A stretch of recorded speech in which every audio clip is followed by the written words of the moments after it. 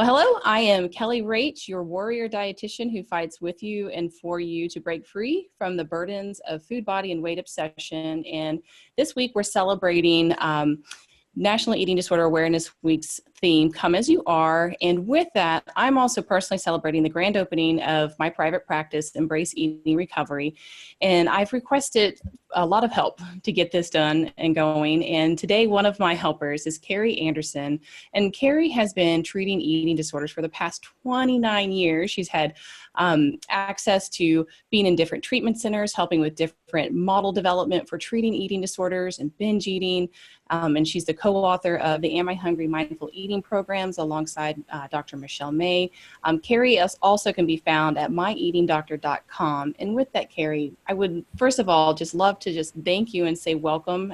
Thank you for being here with me today.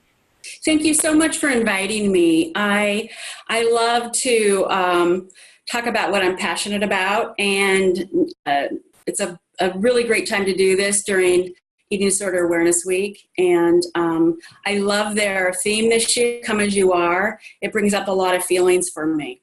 Mm-hmm. Yeah, with that, how about you tell us a little bit about your story and your journey along the way with this? Okay. I am really motivated to work with eating disorders, both from a professional perspective, but it really came from my own personal struggle with binge eating disorder. Back in the 70s, we didn't know what to call this. So I had what we know of as binge eating disorder when I was a teenager. And everybody just thought I had a real problem with food, lack of self-control. Mm-hmm. But what they really didn't know what was going on in secret. And they saw my body get larger and then smaller when I dieted, and this cycling that went on in terms of with my weight, as well as depression, anxiety, and things that I struggled with. But nobody really knew the things, and I would probably just be aghast to think at the time that anybody knew what I was actually doing in terms of the types of behaviors with food. And I have all kinds of stories that I share readily now, and I think it's helpful because when I share some of my most embarrassing stories, there might be somebody in that audience that I'm talking to that thought they were the only one that would ever do such a thing. And that when they find out that others or myself has done that before, then I think that it kind of peels away a little bit of that shame. We put a name to it and say, hey, this really something is called something, and it really is a disorder.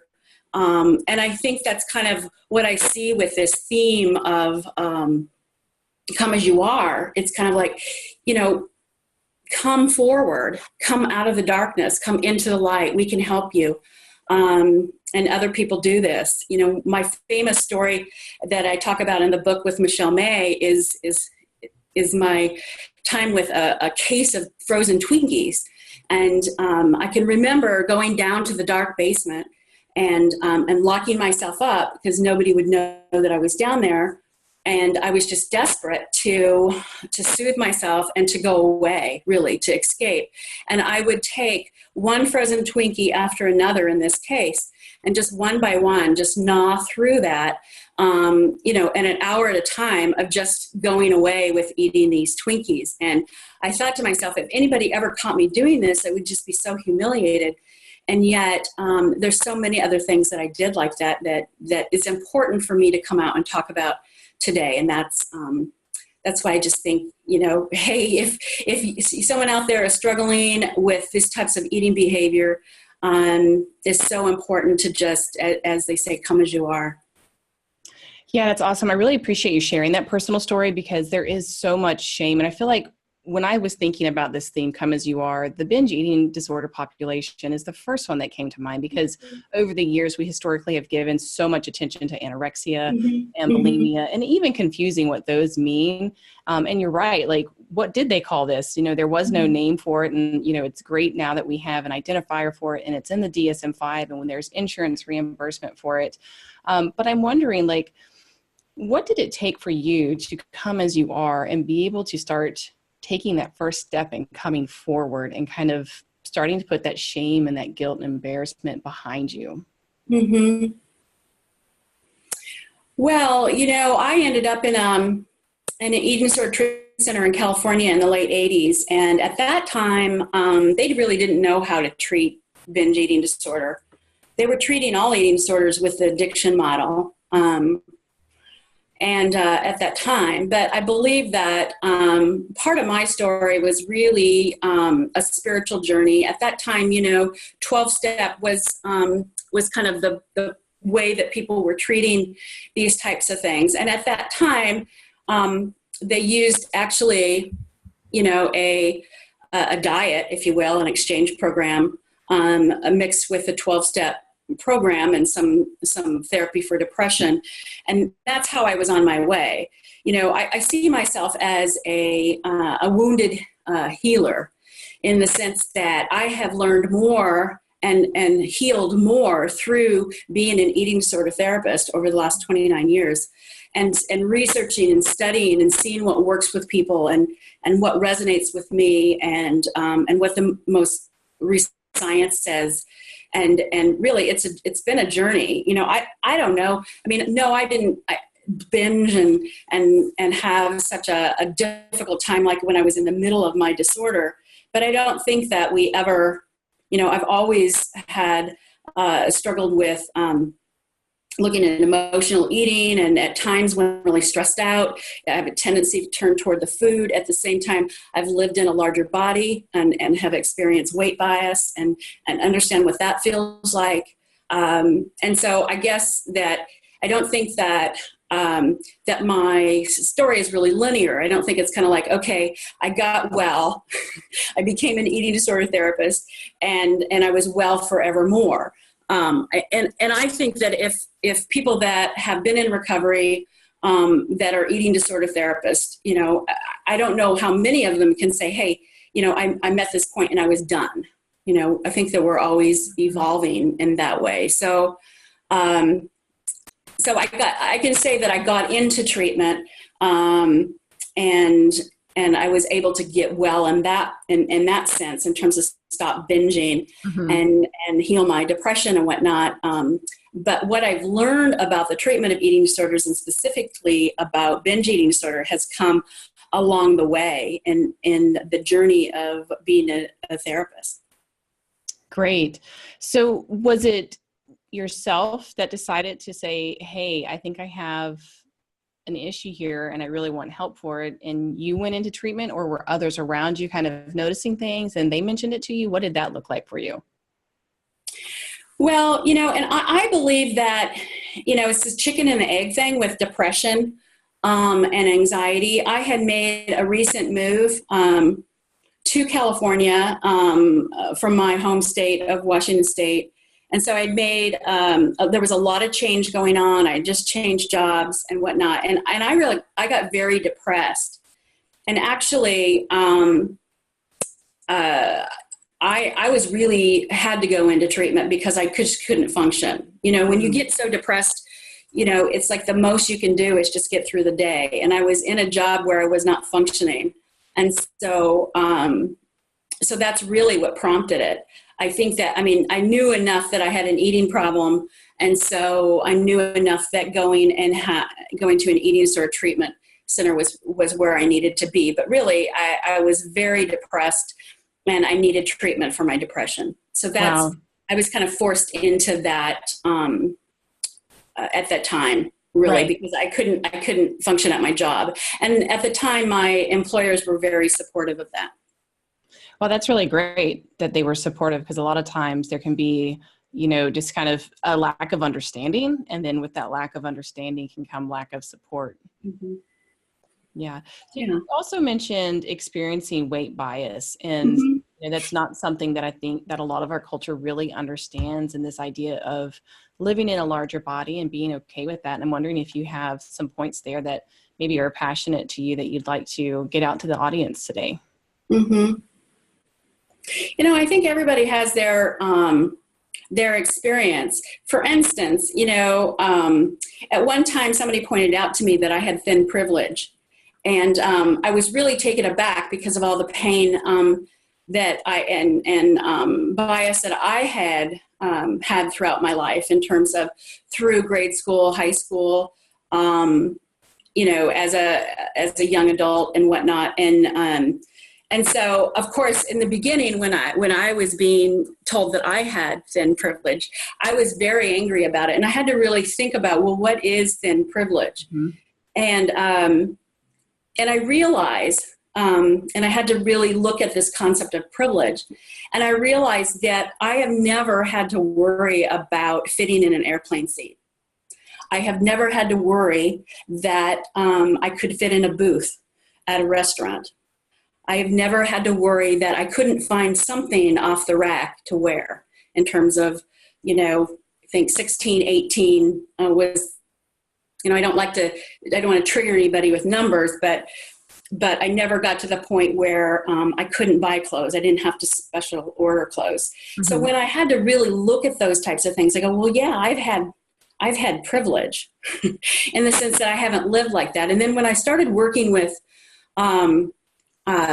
women that were of great size with Green Mountain at Fox Run, I realized that just getting ready and hygiene and those types of things that we take for granted, of fitting in a bathtub, of being able to reach to wash ourselves or to wipe ourselves, that it didn't take us 2 hours in order to get ready. When I started to realize what people of great size went through, I realized that this idea of weight bias is really, you have to put it in perspective. Being teased and being made fun of on dates and things like that. That's one aspect of it, but there's a whole nother aspect of size and weight bias. And I have experienced from the medical community bias. I have experienced coming in for one type of illness or issue and it being all about my weight. So I have experienced that. I have experienced a week after having my hysterectomy, going in and having this doctor tell me, instead of talking about what I just experienced in terms of having a hysterectomy and how I was doing, he looked at my chart, he spun around, looked at me and says, "You're obese and you need to get your weight under control." And I thought, I was just aghast. I looked at him and I'm going, I can't even sit up straight. I can't walk to the mailbox. And you're talking to me about that my BMI is, a 31. And so I've experienced those types of things, but I just have to qualify that after working with individuals that really struggle and have a hard time living in our own society, I just had to put that into perspective. So I had to put that out there. So I've done a lot of learning myself and growth in terms of understanding that. And interestingly, most people that are of size have some of the highest and most prevalent weight bias against their own self. Mm-hmm.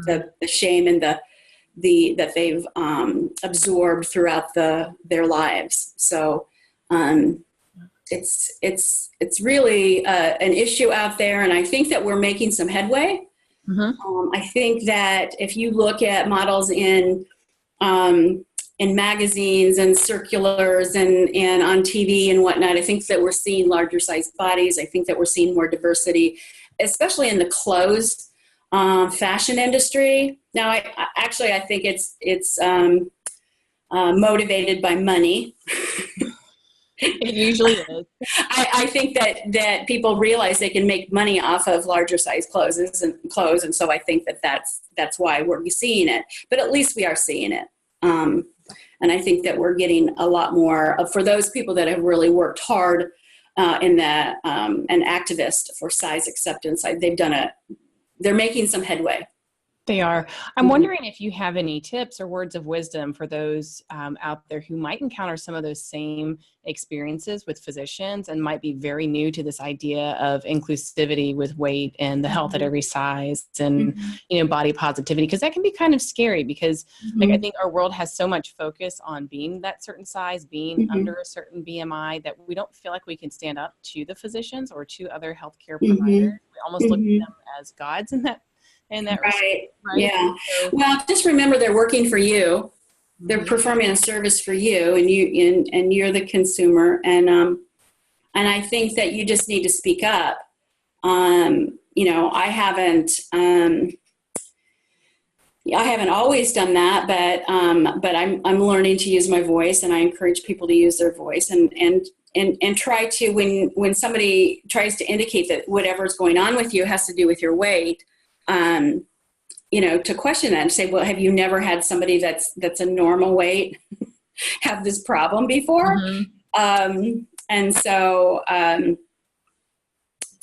think it's important that we do speak up, and say something, and it is really difficult, but there's a lot of education that needs to take place, and I think we're getting there, but and there's more and more scientists that are really acknowledging that it really is lifestyle, and it really isn't size, that is causing our what we call our lifestyle diseases and whatnot. Right. It really isn't the amount of body fat we have. In fact, we know for a fact that it's actually lean body mass that is the best indicator for health, and longevity. And so my former life, before I became a therapist, I was an exercise physiologist. And so really understanding more and more about the body is that our fat levels are not as important as our fitness levels and how we take care of ourselves. And I'm a proponent of mindful eating, and mindful eating is really about a study of ourselves. It's Mhm. and what it is that makes us feel good in our body, and in order to be able to know that, we have to be aware of our body, and so that's where the mindfulness comes in.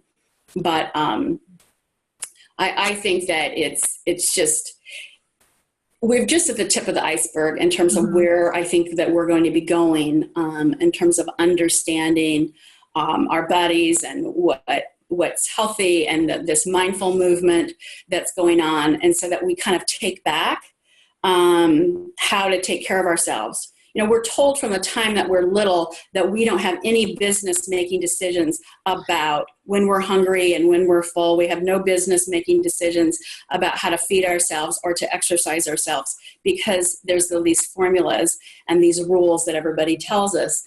And so we're taught not to trust ourselves. And I think that it's really a journey back to the self in terms of really trying to figure out what it is that makes me feel good. And and if not eating gluten makes you feel good, and that's, you've come to that conclusion on your own through your own experimentation, then that's fine. But not to look at these external sources to tell us what makes us feel good or not. Yeah, absolutely. I love always coming back to the younger ones, right? Like, because if we truly allow them that space, it's so funny. Like, I've done experiments with my kids, right? Because they're young, and they're still at that like shaping phase. And so when my oldest is now 7, and when he was 18 months, and I love telling this example to people who are new to this concept of mindful eating. And I put a cinnamon roll and a sausage biscuit in front of him. And I asked people, like, what do you think he chose? So Kari, which one do you think my son chose? I'd say the sausage biscuit. Yep, that's exactly what he went for. And so, of course, it's people kind of catch on that it's sort of a trick question, and that you would think, because it's a sweet, that he would have gone for the cinnamon roll, but he didn't. Like, when we don't put sweet things or other foods on a pedestal and really just neutralize it, we choose the foods that really look good to us, and it may or may not be the sweet food. Right. So you've mentioned a lot of different things, like your passion for learning, and I didn't realize the exercise physiologist part. I mean, you've got so much education and training and work. What are some of the things that you're doing now that's just getting you excited for the work that you do?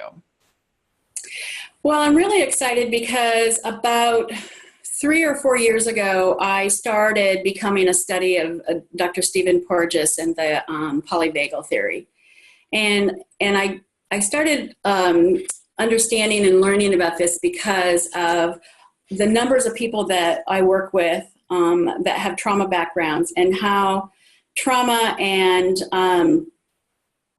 And these types of breaches that occur in terms of relationship early in our lives or in our clients' lives that really have a long-term impact on anxiety disorders, panic disorder, have to do with bonding and connecting to other people, attachment, and not only from an understanding of just a relational perspective, but from a biological perspective and what's really happening and how the body has adapted and changed. And so I had the privilege, of course, to work with Dr. Porges in a week-long workshop. And it was a smaller group, so we had access to him to really kind of bounce some things off. And I said, I work with eating disorders, and I know you work mostly with trauma. He actually works with autism and Prader-Willi and things like that, and doing a lot of research with that. But essentially, he really has been influential in the trauma field. Because what we're learning is that these breaches have caused us not to attach to people. And so we become more isolated. We're not trusting of other people. And so what happens then is that we look to other ways to be able to regulate our nervous system, because what the polyvagal theory proposes is that it is actually in the love relationship, this bond of safety and attachment, that we actually regulate our nervous system. And so, for instance, and they actually talk about the love bond, because it has to do with, if you look at the survival, survival of the fittest, what they really understand is that it's not necessarily the fastest. It's not necessarily, but it has to do with those that work collaboratively together in relationship to keep each other alive. And mammals, as you know, when we're born, that we are absolutely helpless. We have to be nurtured. We have to be grown up. We have to be taught how to do things. If we were just, we're not like we crack open an egg and we crawl off. Like a reptile. So we have to be taken care of. And so part of the inherent, what I see as the intelligent design, is that we're meant to be in relationship. And if we're not in relationship, then we don't feel safe. And when we don't feel safe, we're not healthy. Our nervous system doesn't work properly. And so when I was having these conversations with Dr. Porges, I said, so how do we explain eating disorders? And I said, I just see it as an attachment to food instead of people. And he smiles and he's affirming me, and he says, well, absolutely. He says, in fact, I think the only way that people can really get over eating disorders is to be able to create and bond with people again and create safe and intimate relationships and feelings of love, in order to be able to move away from the food.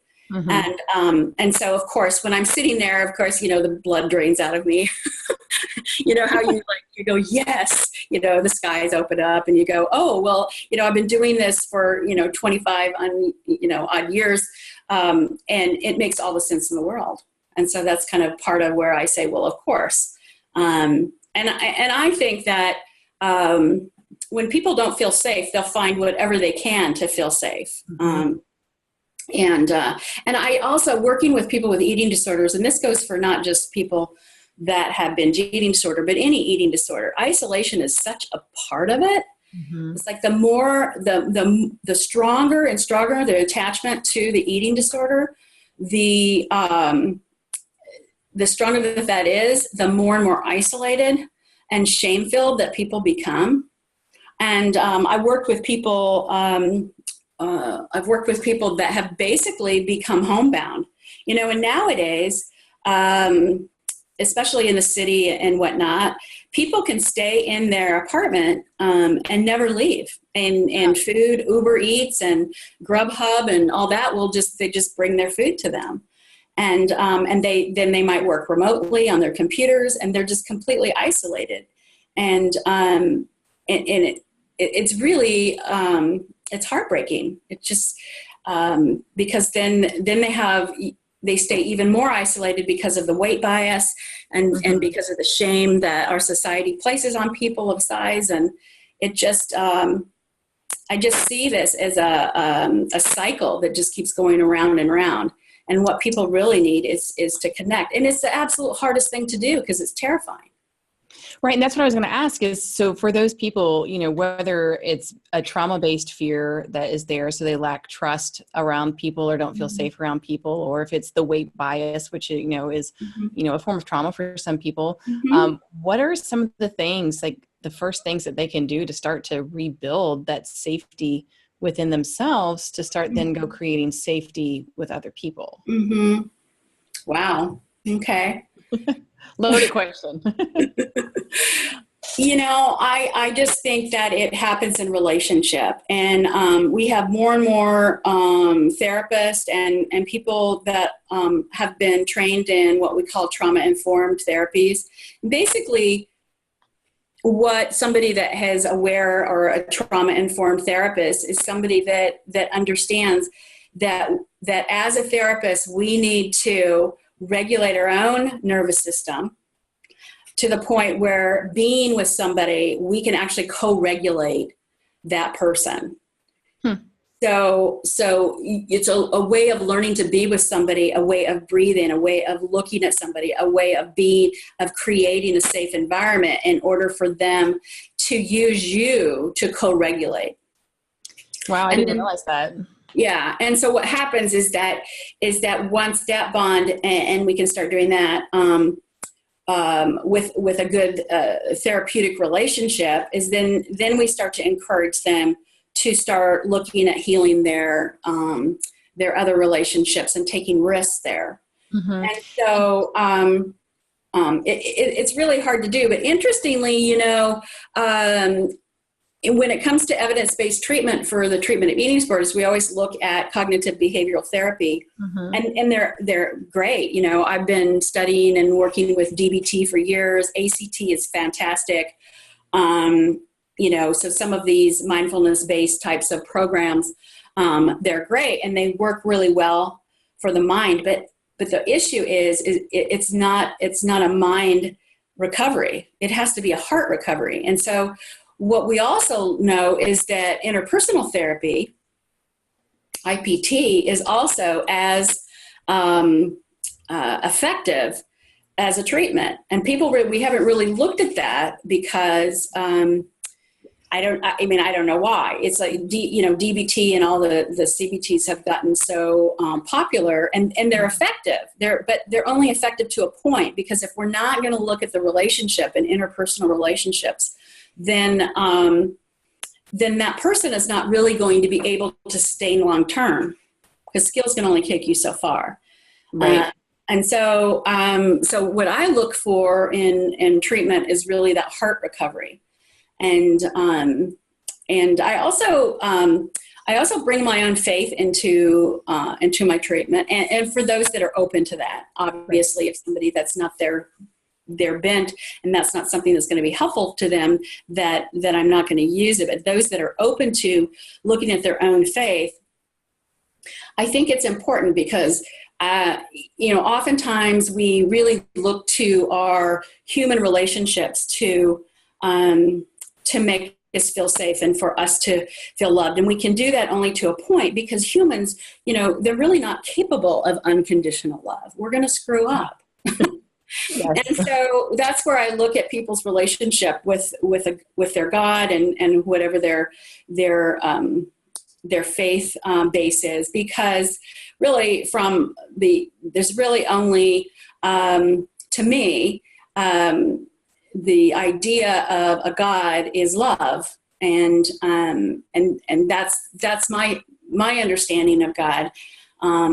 The God that I have come to know is really that of love, and that's the only unconditional love that's really available. And I think that learning to feel safe in the world, and that we're going to be okay, and to feel truly loved, is really the only place that we can rest in ourselves and be completely disengage all of our fear responses.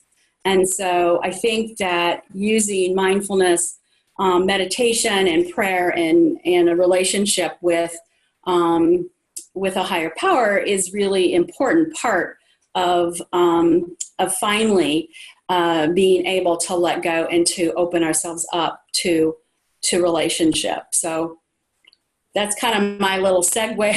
Yeah. But that's just the way that I look at things. And I think maybe that kind of takes me all the way back to my early recovery, because remember, in the 80s when I did get treatment for eating disorder, we were looking at the addiction model. I was working in a 12-step model.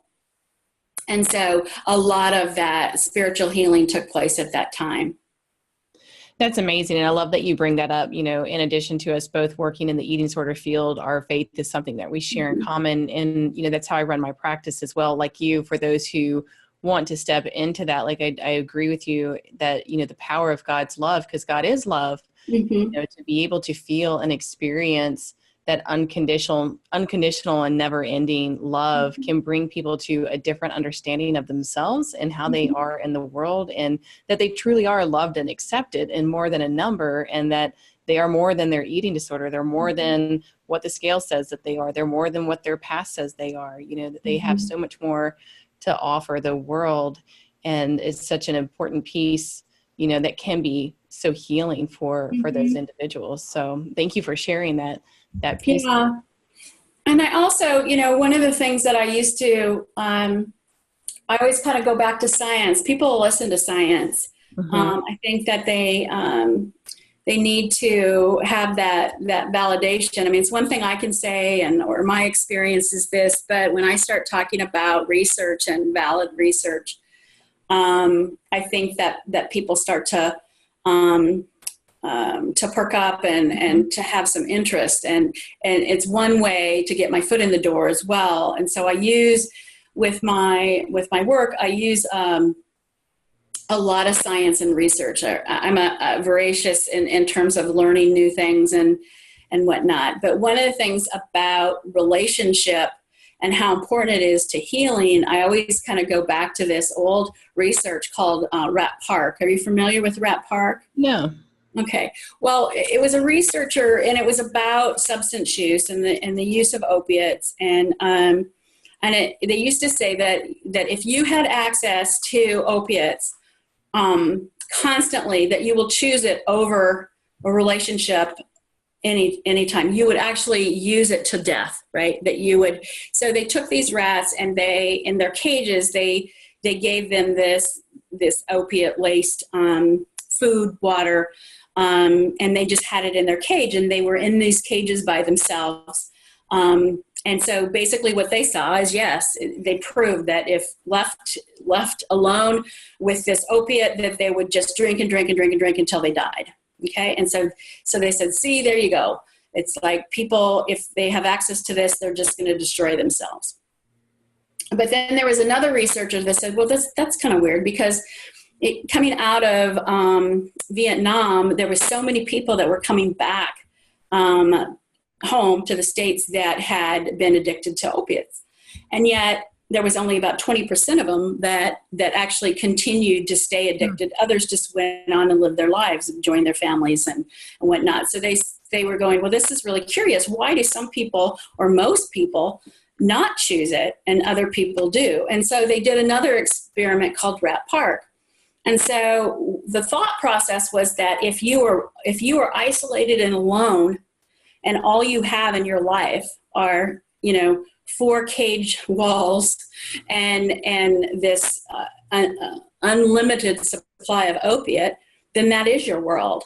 But if you are in a cage that they called Rat Park, which was all these array of all these cages, and they had rat Ferris wheels, and they had rat mazes, and they had rat friends, and they had all these things to play with, and other people to be around, or other rats to be around.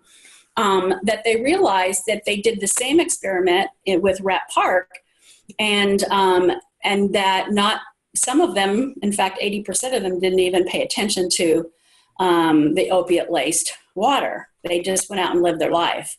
And with their friends. And so what they were saying is that if you isolate and all you have is that, then yes, you're going to destroy yourself. But if you have relationship and you continue to be with people, and that you experience bonding and connection and love, that you don't necessarily go for the opiate.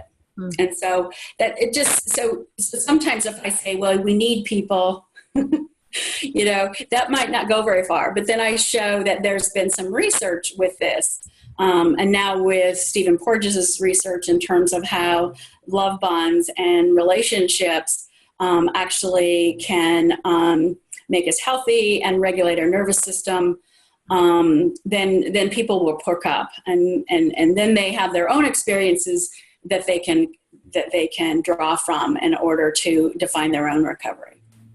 That's amazing. I love hearing that. Thank you for sharing that research with me. I hadn't heard that, and I can see the value of sharing that example with somebody to kind of give them that nudge of starting to be curious about, well, what can I do differently to start to have some relationship outside of my four walls. So yeah. Now, are you in the process of writing a book as well, Kari?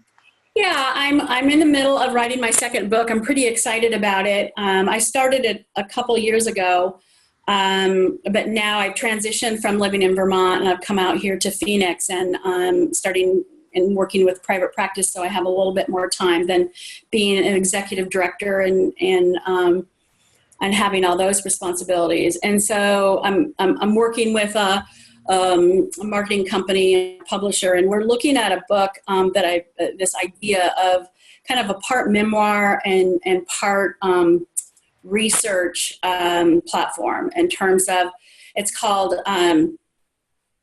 Of Course I'm Fat. And of course there'll be some sort of byline, of course, or a subtitle, but the idea of this, I mean, obviously that's going to be a title that people go, what's that all about?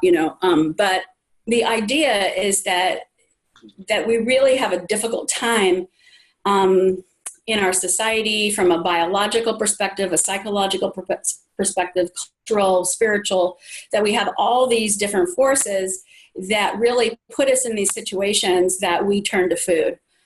Or that we have an unhealthy relationship with food. And so my point is, it makes all the sense in the world, of course, of why people will turn to food and why we have issues with food and weight and whatnot in our society. And so it really comes from my own story, but it also is through all the years of research to be able to back up, why this is so true and why this is such a difficult issue. But of course, part of it will be coming to this place of helping people understand that it's really the thin ideal and the weight bias that is causing even more and more from a motivational perspective of, it doesn't help, it just makes things worse, right? And so we'll talk about that from a cultural perspective. I've researched through my doctorate program with a doctor of behavioral health. I researched a lot of what motivates people to change behavior, and I studied habits and the neuroscience around habits and how it is that cravings come to be from a perspective of the endocrine system and the hormones and whatnot in the body. And so I just, basically, I want to send a message to people that are judging themselves and struggling with their weight and whatnot, is that there are all kinds of influences, biological, that are driving them to behave in this manner. Right. And so, when you really look at from insulin levels and leptin and ghrelin, and it's amazing that, they go, it's my fault that I have all these cravings and I'm going for food. Well, no, it's not. It's not your fault. This is what's going on in your body. And so I'm setting out to try to explain to people of how this happens to us, and that and how we can heal. And that's where I'll pull in this whole concept of relationship and connection and how important it is, so that we can shift our focus from food, or what we do with food is the answer, the more that we can just engage in these close connections and relationships, we can heal our heart. And so I'm really excited about it. And I have always thought to myself that that every single person that struggles with food, including myself, that has a really good reason for struggling with it. People don't just set out to have these struggles. We didn't do this to ourselves, and I just want the message to be that, well, of course you're struggling, and this is why we struggle, and let's take a look at it. And it's not necessarily something that you've done wrong. That's a beautiful message, and will help people come out of that darkness of the shame and the guilt that's there. Like, I just love the simplicity of course, like, it's really just getting eye to eye and just sitting with them and saying, like, I get it. And it makes sense that you are where you are, and look at all these things that are actually setting you up to be there. Like, it's not you. Right. Other things happening. Yeah. So. Awesome, Kari. Man, you have done so much work in the field. Like, we are so lucky to have you and your expertise and your desire to dive in there and get the research, figured out and sift through that. Cause that can be hard work, figuring out what's really legitimate and what's not. And so, as a clinician, like, I appreciate like all the work that you've done to that. And so thank you for that. As we start to close, I'm wondering, is there anything else that you want to make sure that you get out to the listening audience today, whether it's, your website, the work you're doing there, or another, addition to the message that you're giving today? Right. Well, I just think that reach out to somebody. And it might be just people that are struggling right along with you. I think that being understood by people that are going through the same thing you are. I'm a real proponent of groups. I think that there's a place for individual therapy, especially if we've got some trauma resolution that needs to occur. But I've seen the most healing that takes place when people that have like problems get together in groups. And so I've always been very focused on making sure that there was groups in my practice. And so I have, I take very few individual clients, those that really want it. I have space for that, but for the most part, I do groups of from 3 to 5. And then I do both in Phoenix and Scottsdale at my private practice, but also I also use this medium. I use Zoom in order to do coaching and bringing people together in small groups as well. And so you can see what I'm doing through my eatingdoctor.com. Get a hold of me at Kari at my eating doctor. But, if not me, somebody else. There's I'm so excited about the number of young people and new people coming into the field.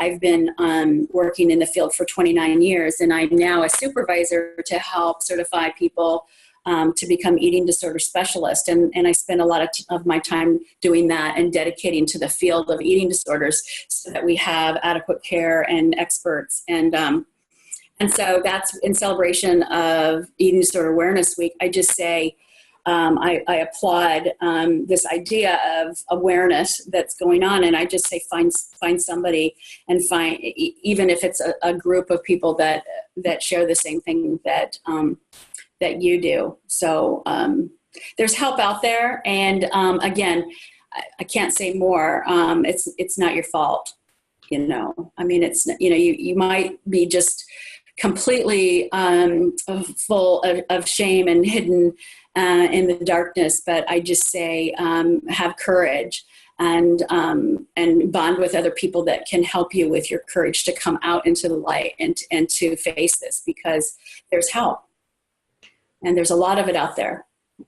I love it. Kari, thank you so much for those encouraging words. I think those are definitely going to reach some of the people that are listening, and I'm praying that they do, because it does take a lot of courage, and there's courage out there, and it's not their fault. And just being able to take that first step and ask somebody for help and support is awesome. So thank you for encouraging that. And remember, you can find Kari at her website, myeatingdoctor.com. And Kari, I just thank you so much for being with me today. And I look forward to learning more about what you're learning and being one of the first to pre-order your book when it comes ready. Great. Thank you so much for inviting me. You take care. Bye-bye.